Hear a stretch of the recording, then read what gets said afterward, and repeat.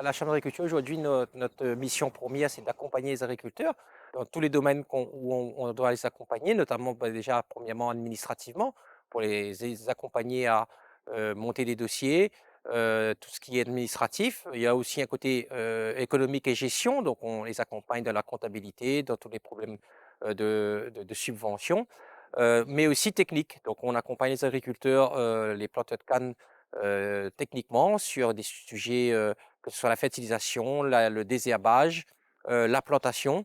Et aujourd'hui, nous, on a un réseau d'agriculteurs qu'on suit, qu'on appelle le réseau de cannes référence, où on récolte des données, notamment pour pouvoir mieux interpréter cette filière et mieux comprendre et donner des meilleurs conseils aux agriculteurs.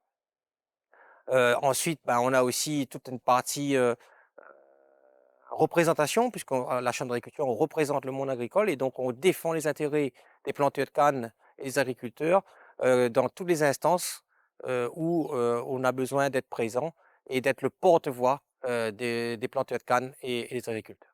Donc, la Chambre d'agriculture accompagne vraiment techniquement les planteurs de canne, que ce soit sur le désherbage. Par exemple, on voit qu'il y a de plus en plus de difficultés à maîtriser l'enherbement dans les champs de canne. Et donc là, on est là pour apporter les conseils, que ce soit la réglementation, qu'est-ce qu'on a le droit d'utiliser, qu'est-ce qu'on n'a pas le droit d'utiliser, sur la fertilisation aussi, de faire un suivi régulièrement tous les ans pour voir si on met les bonnes doses et les bonnes formules d'engrais. Et ça, c'est pour faire évoluer les planteurs de canne qui viennent vers nous. Et ça, en général, on a, comme on a dit, un réseau de référence où on voit que d'année en année, ben, malgré les difficultés, il y a des agriculteurs qui arrivent quand même à continuer à produire correctement.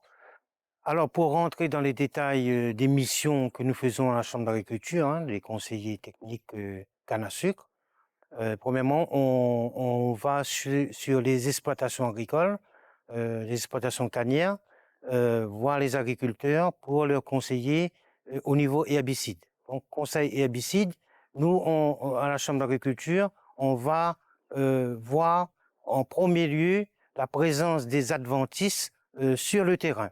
D'après la présence des adventices, on va donner un conseil d'herbicides sur le terrain en sachant que ces herbicides-là sont tous homologués en canne à sucre. C'est très important, puisque si un herbicide n'est pas homologué en canne à sucre, eh ben, les pénalités seront très grandes auprès des agriculteurs. C'est ce que nous ne voulons pas. Hein.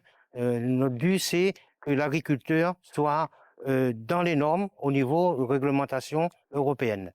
Aussi, une fois les adventices détectés, on donne un conseil aux agriculteurs et herbicides au niveau de dosage à l'hectare ou bien par technoma de 600 litres ou 800 litres. Deuxièmement, on suit le conseil qu'on a donné. C'est-à-dire on revient sur la parcelle pour voir le résultat de notre conseil.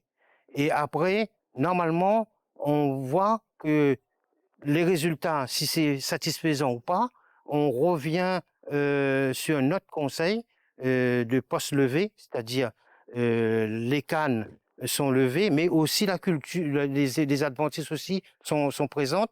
Et là, on va sur un conseil de post levé avec toujours des herbicides homologués et catalogués dans les sites ANSES, voire même les défis.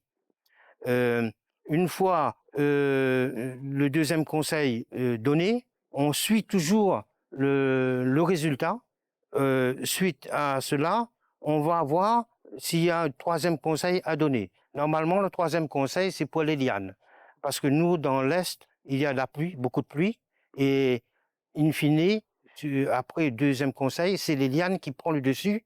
C'est les lianes margoses qui sont prédominantes dans la partie Est. On ne retrouve pas ce même problème dans l'Ouest. L'Ouest, eux, ils n'ont pas ce problème de lianes, mais nous, dans l'Est, on est obligé de faire un troisième passage pour les lianes. En général, c'est le Staran hein, qu'on utilise pour les lianes.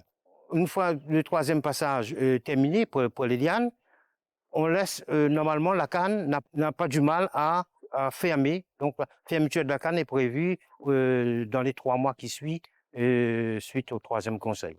Alors, deuxième conseil qu'on donne aux agriculteurs, hein, suite au conseil herbicide, c'est le conseil de fertilisation de la canne à sucre. Alors, deux techniques préconisées. Il y a la fertilisation minérale, hein, tout court. Donc, on apporte la quantité pour faire 100 tonnes de canne, de 800 kg d'engrais de NPK. N, azote, P, phosphore, et K, potasse. Et pour faire 100 tonnes de canne, il faut environ 120 unités d'azote, 70 unités de phosphore et 200 à 300 unités de potasse. La potasse, c'est plus important parce que c'est cet élément-là qui va déterminer la richesse de la canne à sucre in fine. C'est-à-dire, si un sol est pauvre en potasse, eh ben, la richesse de la canne sera moindre. Et si elle est bonne, eh ben, la saccharose est favorisée lors de l'échantillonnage de la campagne sucrière. Donc, l'agriculteur doit avoir des sols riches en potasse. Voilà pour le conseil fertilisation. Une deuxième technique, hein, c'est la fertilisation mixte, c'est-à-dire minérale plus de matière organique. La matière organique, c'est en général, on utilise le plus souvent du lisier de porc, hein, mais on peut utiliser d'autres matières organiques comme la boue de la distillerie, très utilisée dans l'Est. Après, il y a aussi tout ce qui est fumier et autres mafores existants dans l'élevage. Par exemple, le poulet, fumier de poulet, bovin, caprin, etc. Euh, dans cette technique-là, c'est intéressant puisqu'on apporte la matière organique, mais on réduit l'apport de fertilisation minérale. C'est-à-dire, si on combine du lisier de porc ou bien de la boue de distillerie avec de l'engrais minéral, on va apporter 2 fois moins, 50% de moins de la fertilisation minérale. Et c'est très important par les temps qui courent, puisque toutes les intrants agricoles sont en train de monter au niveau prix et ça pose problème pour l'agriculteur in fine, quoi. Alors, bien entendu, hein, tout ce que j'ai dit dépend des préconisations de l'analyse de sol, hein. Le conseil fertilisation est raisonné selon les préconisations de l'analyse de sol. Le technicien va regarder les besoins demandés par l'analyse de sol et va corriger la fertilisation en fonction de cette analyse. Très important pour l'agriculteur. Troisième technique qu'on préconise sur les terrains, ce sera le conseil de replantation. Alors, en quoi cela consiste? L'agriculteur a une parcelle ayant des rendements très bas, hein. Donc on va voir sur le terrain l'état de la souche et si vraiment il y a besoin de replanter, le technicien va orienter l'agriculteur vers le CTCS afin de monter un dossier de replantation. Et ce dossier-là, c'est un dossier comportant plusieurs facteurs, hein. Le premier facteur, il va demander à l'agriculteur toutes les pièces à fournir pour monter le dossier. Et après cela, le CTCS va sur les terrains prélever des échantillonnages de sol afin d'être analysés au labo au CIRAD de Saint-Denis, qui va faire une analyse chimique et physique du sol pour les cannes qui sont coupées manuellement. Normalement, les souches, les agriculteurs préfèrent le replanter tous les 10 ans, voire même tous les 13 ans, puisque avec le sable, il n'y a pas d'engin qui circule dans le champ, donc la souche est beaucoup plus préservée que le mode mécanique. Le mode mécanique, il y a deux modes de coupe mécanique. Il y a le mode tronçonné, donc il y a une machine qui passe dans le champ et la canne est tronçonnée, la paille est répartie dans le sol. Et il y a aussi notre coupe qui est la canne, on dit ça la coupeuse pays, c'est la canne longue, canne longue. Là, les deux modes mécaniques abîment tellement la souche qu'il faudra à l'agriculteur replanter plus vite que le mode manuel, c'est-à-dire tous les 5 ans, voire même tous les 7 ans. Bon, suite à cela, selon les zones géographiques, hein, on va planter telle variété choisie, conseillée par EACAN. EACAN a mis un catalogue à disposition des agriculteurs, un catalogue de variétés dans chaque zone. Pour l'instant, dans l'Est, on a la 570 et la 579 comme culture dominante. Alors, le quatrième action de nos conseillers canne à sucre de la Chambre d'agriculture, c'est la formation des agriculteurs. Alors, le public visé, c'est les jeunes, hein, c'est les jeunes qui s'installent, qui ont besoin de la technicité, ou les jeunes qui vont s'installer, ou bien les gens qui sont en faible rendement et qui ont une forte marge de progression au niveau technique et qui ont des carences techniques détectées par le technicien. Cela sera prioritaire pour la formation que nous disposons.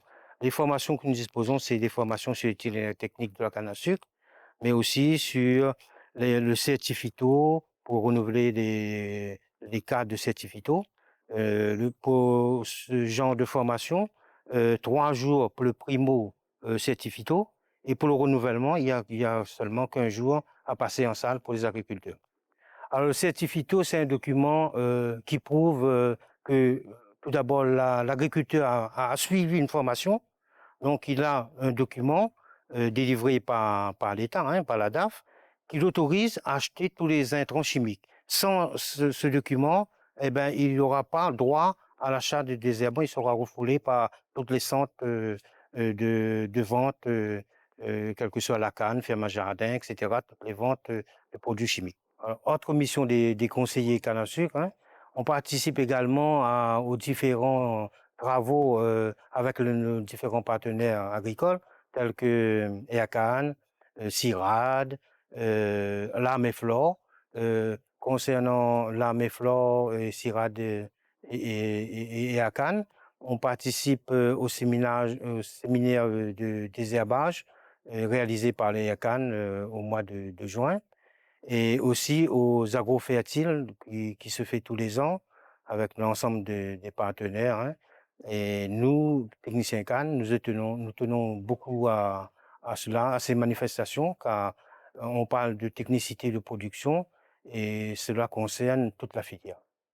Ensuite, ce qui nous différencie aussi un peu la chambre, on est à l'instance consulaire, c'est-à-dire qu'on a été élu par nos agriculteurs pour être leurs représentants, peut-être de manière générale, et donc que ce soit au service de l'État, au service des collectivités, on est le porte-voix et le représentant des agriculteurs.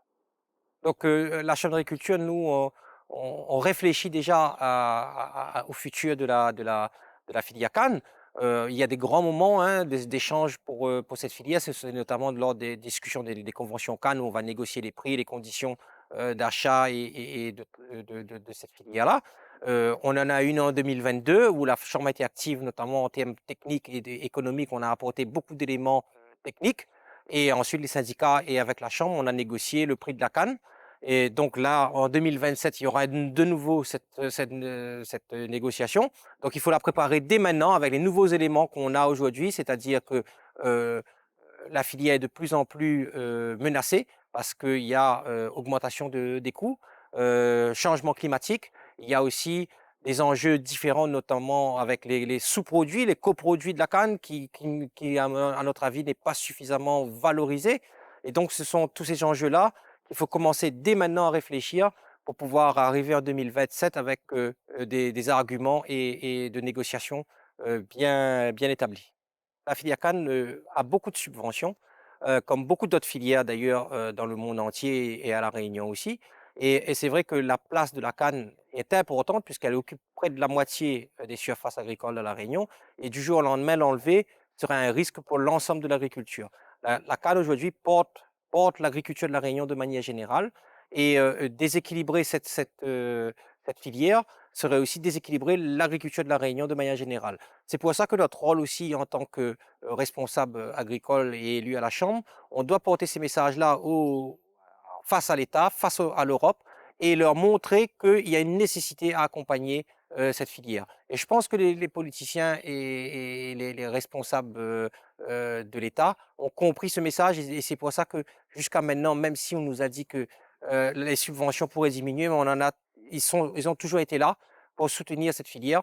Et je pense que c'est logique. C'est logique quand on voit l'importance en termes d'emploi, en termes économiques, en termes sociaux, en termes environnemental de cette filière dans l'agriculture de la Réunion et dans l'économie de la Réunion. Aujourd'hui, il serait déraisonnable du jour au lendemain de l'enlever et de fait à travers une disparition des subventions.